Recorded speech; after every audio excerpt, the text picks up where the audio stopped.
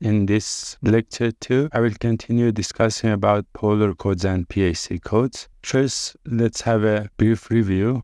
We saw that we have a data vector D of length K. We insert it into a polar encoder inside the dash counter, and we obtain the channel encoder X.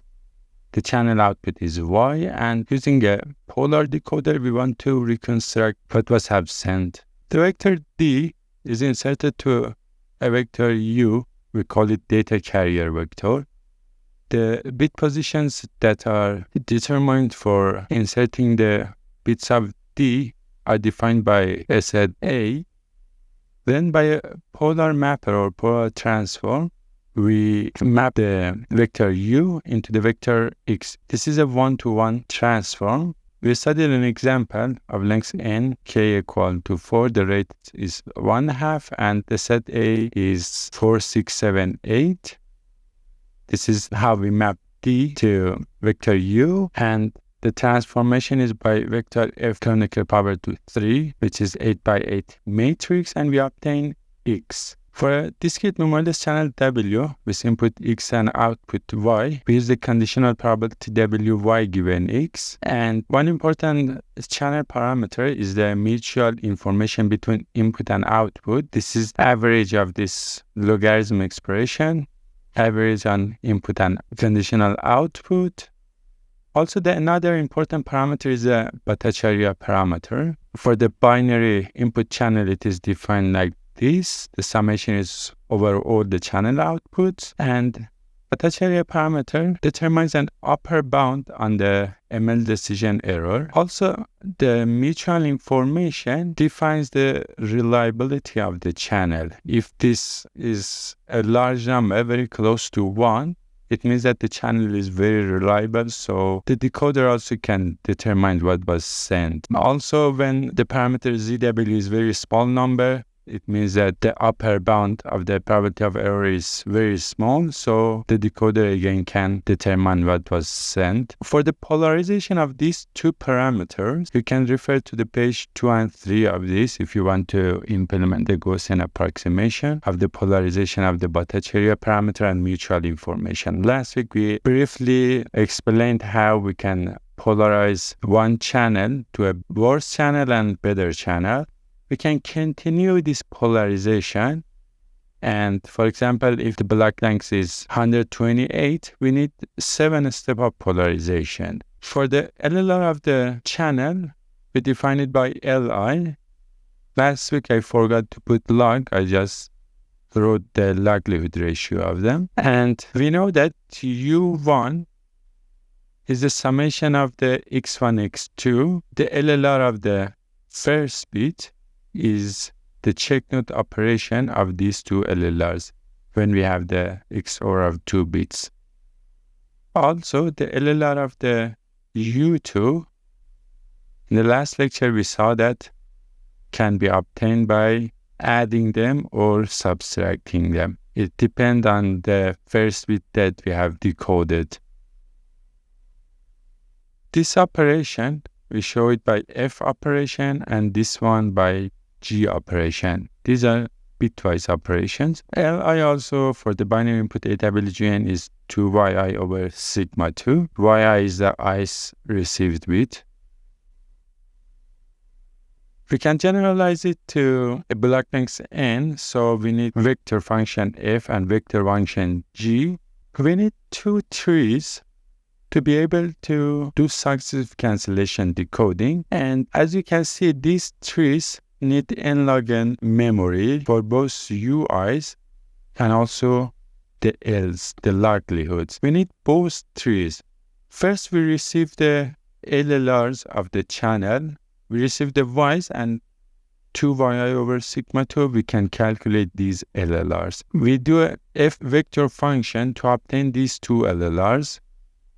One f function over this one and the third one, and also f function over the second and fourth one to obtain respectively these two LLRs. Again, another f function on these two, and we obtain this.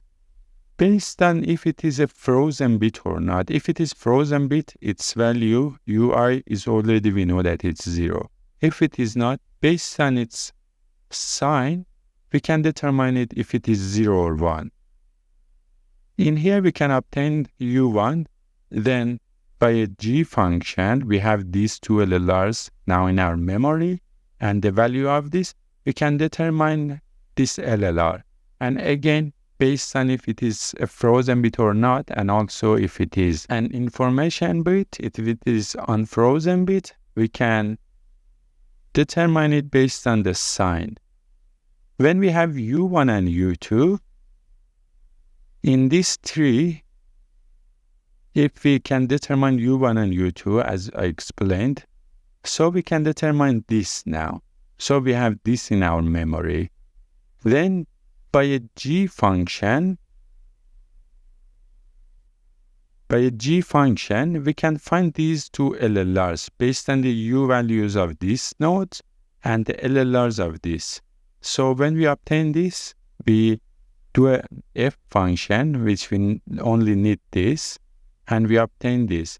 And when we obtain this, we, based on a G function, on the right branch, we always do the G function, we can obtain this LLR. Again, we see if it is frozen or not. If it is an information bit, we, based on the sign of it, we can calculate what was U for. When we obtain these 4, so it means that we can obtain these vectors, and based on this, we can obtain these ones. So based on this one, and these LLRs, if the block length is 8, we can do a G function again in here to obtain LLRs of these branches on the right side. So we can continue the decoding, successive cancellation decoding. I don't go deep to the successive cancellation list decoding of the polar codes, but let's assume that the first bit that we want to estimate, U1, we have another tree. We start from the root. The first bit can be 0 or 1. Let's assume that all of these are information bits. So we should estimate if it is 0 or 1. Let's assume that 0 is the upper branch, 1 is the lower branch. But if the list size is 2, we can put in our memory both 0 and 1. So U1, we determine it is 0 or 1. Now by G function, if it is 1, if it was 0, we can obtain U2 to be 0 or 1 again. If it is 1, also we can obtain if it was 1 or 0 again. So these two branches again branch, and now we have 4 of them. Using a path metric that I will explain it, and if the list size is 2, we should determine which of these 4 branches are more likely. So we only keep 2 of them. For example, the path that it goes up, it means that this one should be 0 and this one should be 0, is the most likely. So we keep this, and also another path. We go 0 and 1. So this one 0 and this one, the second bit be 1, also is more likely than this be 1 and 1 or 1, 0. We discussed. Now, again, we have 2 options. We have 2 passes in this tree, and again, we branch it to 4. And again, by the path metric, we determine which 2 branches are more likely than the other 2. And we continue like this.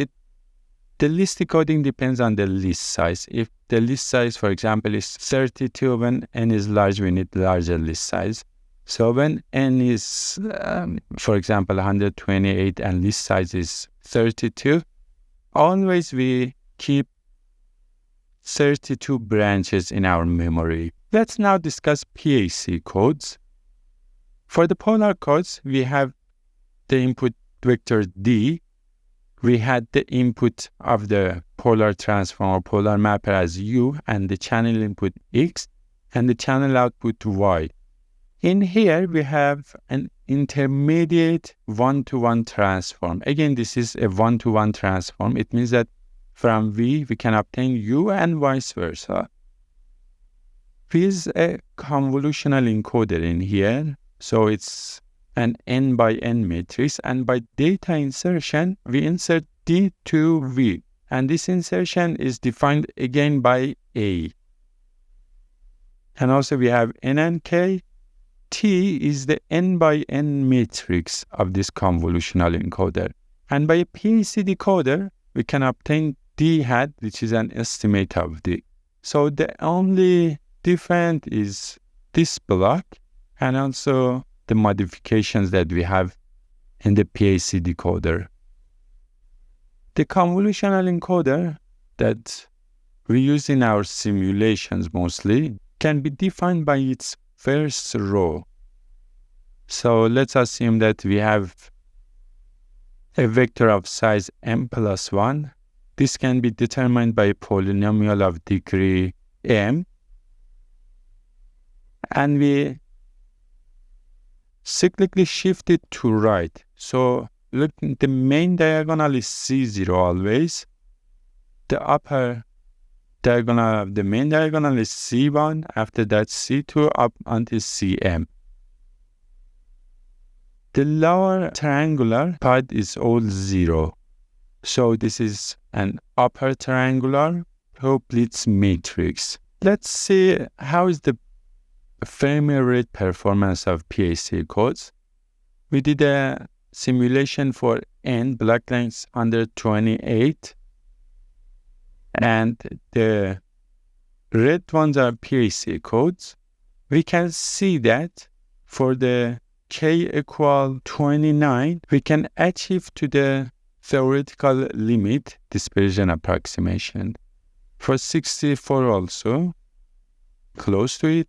For k equal 99, we are almost close. And the performance is much better than the 5G polar code for a very large list size and CRC of 11. How we define A in these simulations? We use A for the PAC code, same as the one we use for the Ritmoller code. For k equal 29, 64, and 99, we find the weights that are more than the others. We do simulations, and for a Ritmoller code, what do I mean by Ritmoller code?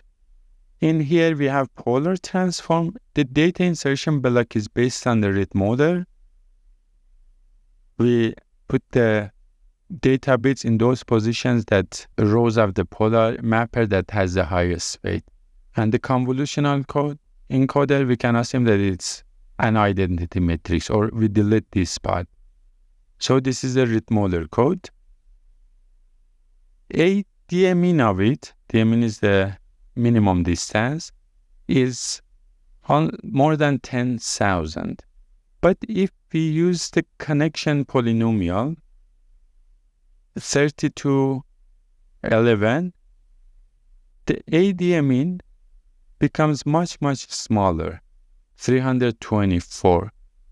And the minimum distance and the number of code words that have the minimum distance determines how the fair performance is for the largest scenario values. And here we can see that this is like the Ritmoller code.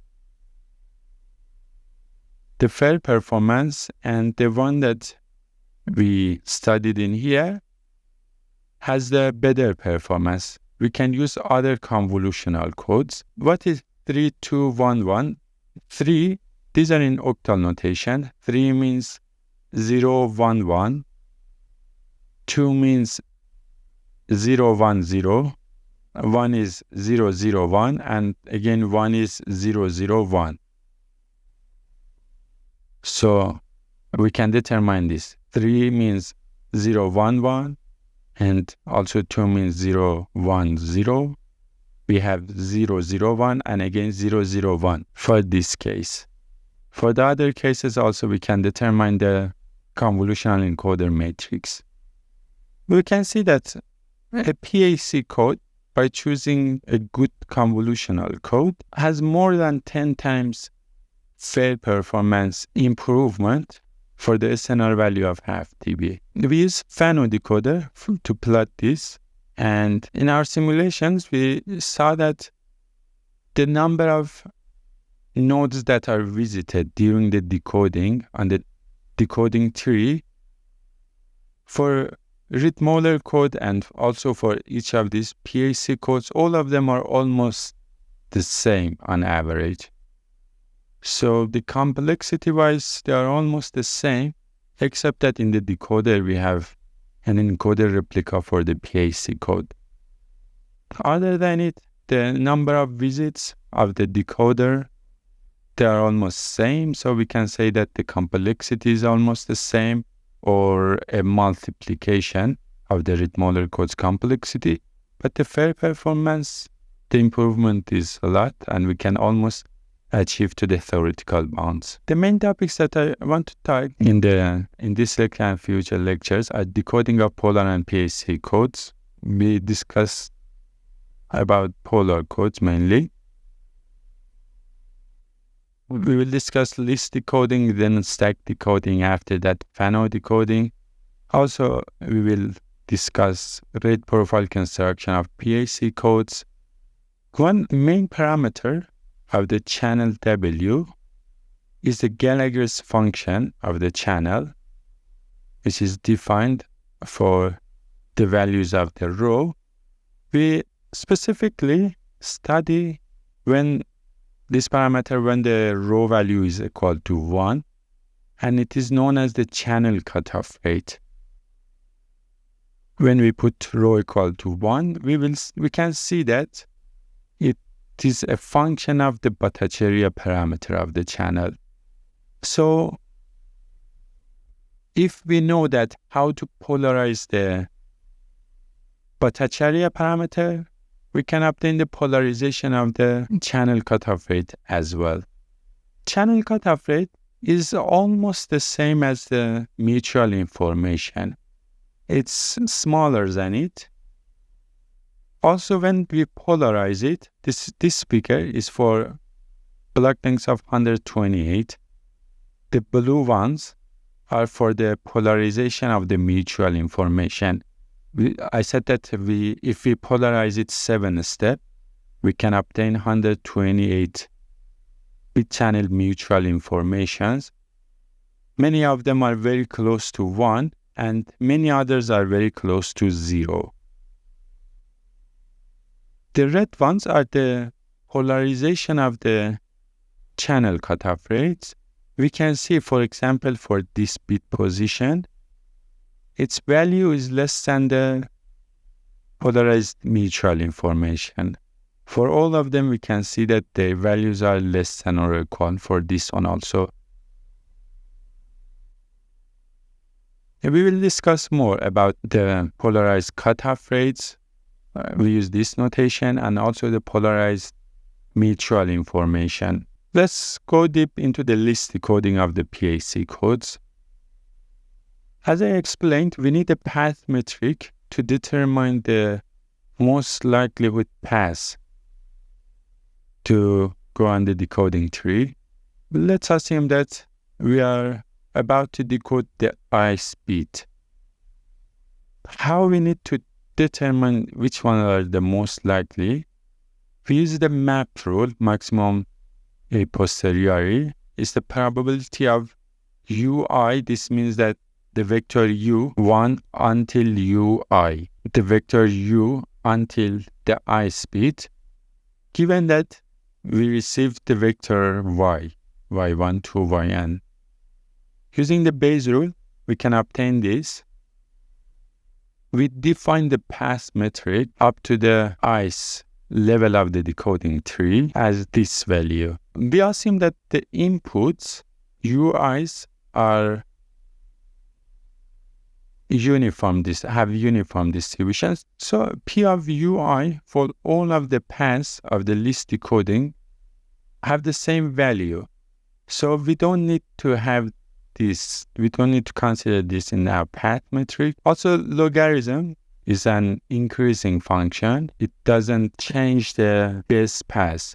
So if a path has the base value of this likelihood, even we take the logarithms of the all likelihoods of the paths, again, its path metric will be more than the others. So we define the path metric of logarithm of this fraction. Also, we define the bit metric of the I speed, given that we have the received vector and the previously decoded bits. Bit metric of the I speed is equal to the path metric up to the I speed minus up to the I minus 1 speed.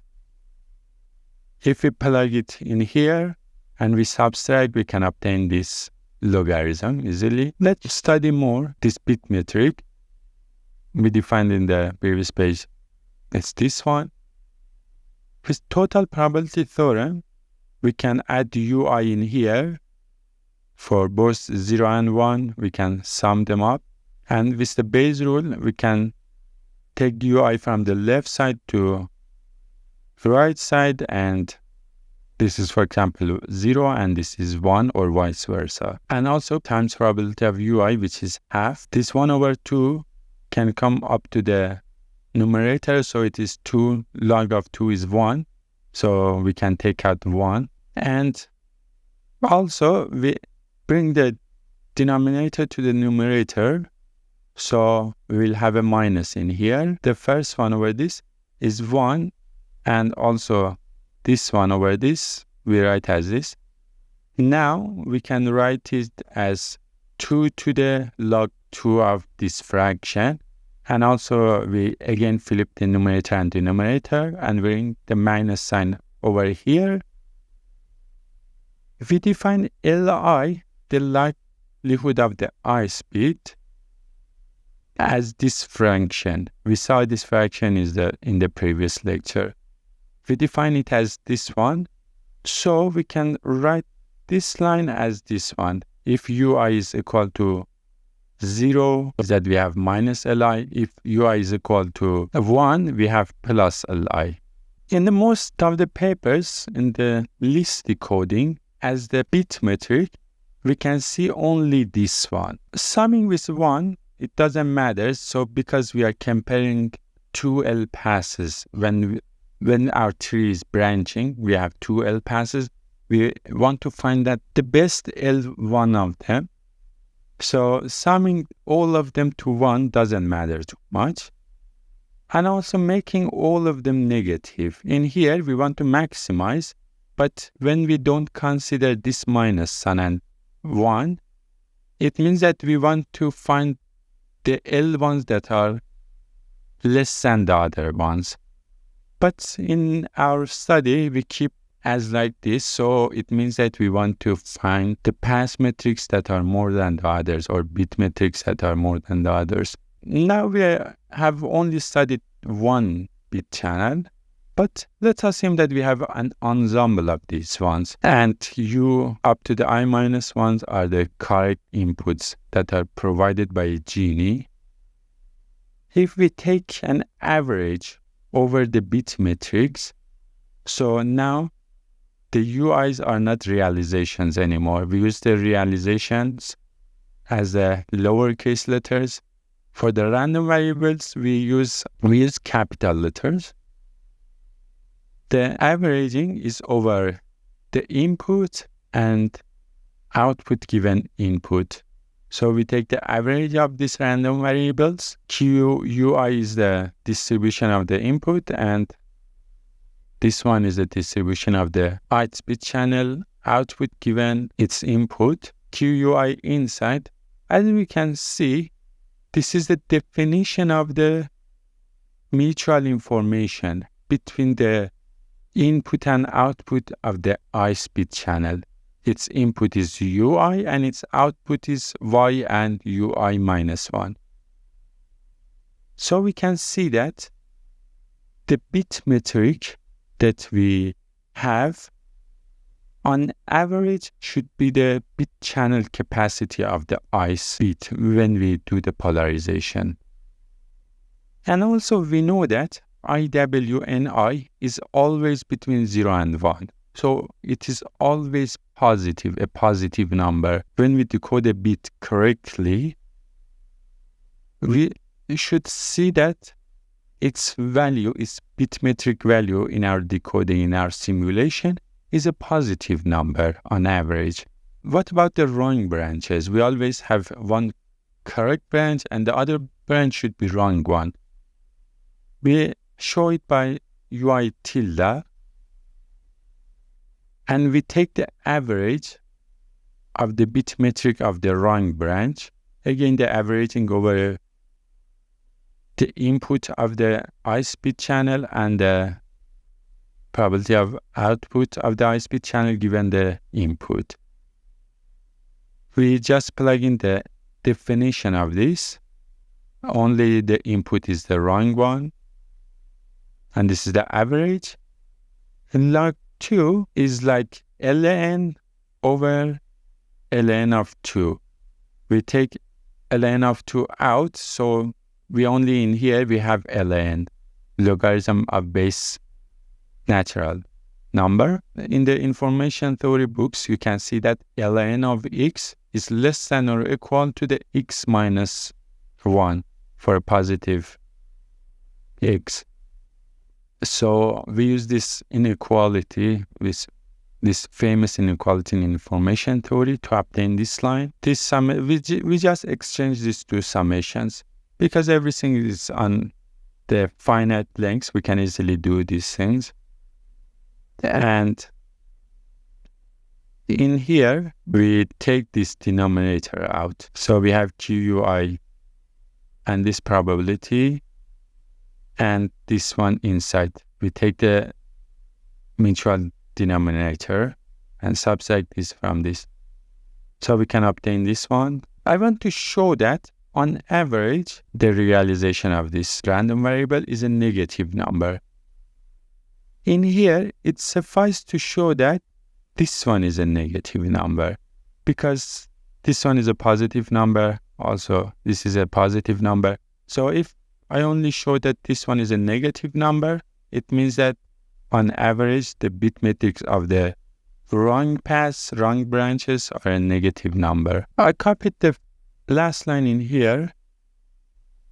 In this step, QUI is a uniform. We have a uniform input. We just write it 1 over 2. For the next step, in here, I use the total probability and Bayes rule that we are always using it. So this one can be the summation of UI and UI tilde for both branches, and we bring it from the left to right times QUI or UI tilde, which we have the uniform input, so they should be 1 over 2. In the next step, I wrote this one as it is, and in here, I subtract this one minus half of it, so it will be half of this probability and half of the conditional probability of correct branch. Now I multiply 1 over 2 by 1 over 2, which is 1 over 4 for both of these. And also, I open this sigma. UI can be 0 or 1. So if it is 0, this is 0, this one is 1, and this one is 0, which is this one, the first line, and the second line for UI equal to 1. So the wrong branch will be 0, and the correct branch is 1. And we can see if we multiply these two together and this one together, we have, let's call it probability of 0 in abbreviation. So probability of 0 times probability of 0 to the power 2. And here we have probability of 1 to the 2, and also the probability of 0 times probability of 1. And here the same one, probability of 1 times probability of 0. If we take out 1 minus sign, we can write as this one. This is the square. So it's a positive multiplied by a negative number. So it's less than or equal to 0. It means that we proved on average the wrong branch should be a negative number. Also, previously we proved that on average, the correct branch should be a positive number. So in our decoding, when we see one branch is negative, the other branch is a positive number, we can easily say that which one is the correct branch. So we won't need the sorting operation in list decoding, which is very expensive, very computationally expensive when the list size is very, very large. This studies was on average, but the polarization says that these bit channels, some of them will be pure, will have almost no noise, and some of them will be pure noisy. So for the correct branch, the bit metric, we define it as this one, with the denominator by the Bayes rule and total probability theorem, we can write as this. If we say that the ice bit channel is noiseless, this one probability of this conditional probability should be 1. Also this one. And this conditional probability of the wrong bit should be 0. So we will have log of 2, which is 1. So the bit metric should be equal to 1. In here, we say that on average is I, the mutual information of the ice bit. But we know that when the polarization is perfect, correct ones, the I should be very, very close to 1.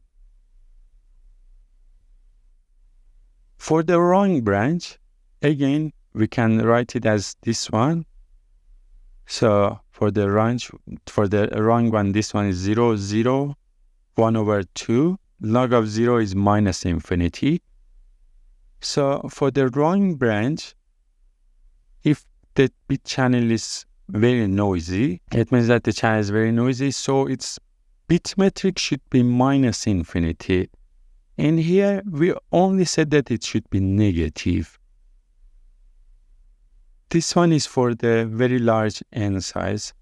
But for the PAC codes, we are interested to study the short block length. For example, n equal to 128. We can see in our simulations that the bit metrics for the wrong branches are not minus infinity, are almost, for example, minus 100. And the correct ones are, for example, 0.9. So when we see these two branches, the bit metrics, we can easily understand the one that having minus 100 is a wrong branch. So we don't need to consider it in the sorting that we are doing for the ice bit. The Chernoff bound is a very famous bound in the information theory and probability. It says that for a random variable x, we show its average by this one. And if we have a value which is less than the average, the probability of the random variable falls less than this m goes exponentially to 0 by this value m. We connected to our study, we saw that this bit metric, this random variable for the ice bit channel, has average of mutual information of the ice bit channel. So if we pick a value that is less than this one, let's pick, for example, m of t equal minus 5. The probability of the correct one be less than minus 5 goes exponentially to 0 by this minus 5. So I said that on average, this one should be a positive number. So the probability of it be less than minus 5 will go to 0 exponentially. In here, for the code length of 1024, we did simulations and we ran Monte Carlo simulations, and on average, the correct path metrics, we calculated them and we plotted them. This is the up to the bit metric 256. The first bits are always almost the frozen bits, so the INI of them, the values of them are almost 0. And the red one are the INIW that we obtain from the polarization of the channel. This one we obtain from the channel. The blue one is from the decoding, from the decoding of the polar code of the rate half with the length 1024 for the SNR of 2.5. So we can see that the simulations also support this on average, that the bit metrics are equal to the bit channel capacity. In the simulations, we use the pruning successive cancellation list decoding when the list size is 4 for the block length of 1024 and rate half. And we considered M of t equal to -5. It means that whenever we achieve, for example, to the ice bit position, we want to calculate its path metric. And we take a look at first on the bit metric of it. If its bit metric value is less than -5, we don't consider it at all. We only consider those branches that its bit metric is more than -5. It means that, for example, when we get at most 8 branches, some of them we will throw them away. Maybe we throw 6 of them that the branch metrics are less than -5. We throw them away. So now we only have 2. 2 is less than the list size. So we don't need to do sorting in that step of the decoding. If they are, for example, 5, we need sorting. We need to pick 4 of them, 4 out of 5. Again, it's better than choosing 4 out of 8. The complexity of this sorting, it depends on the double size of the list size. But in our case, when it is 5, the sorting operation is also simpler. We did this simulation for this list size and M of t equal to -5. We saw that when the SNR value is 3, on average, we don't need doing any sorting. When the SNR value is 2.5 dB, in this case, we almost need 510 times sorting operations in a normal successive cancellation list decoding. But by this very simple scenario of discarding the branches with bit metric less than this, only in less than 3 of the branches we need to do a sorting. Thank you. Let me know if you have any questions.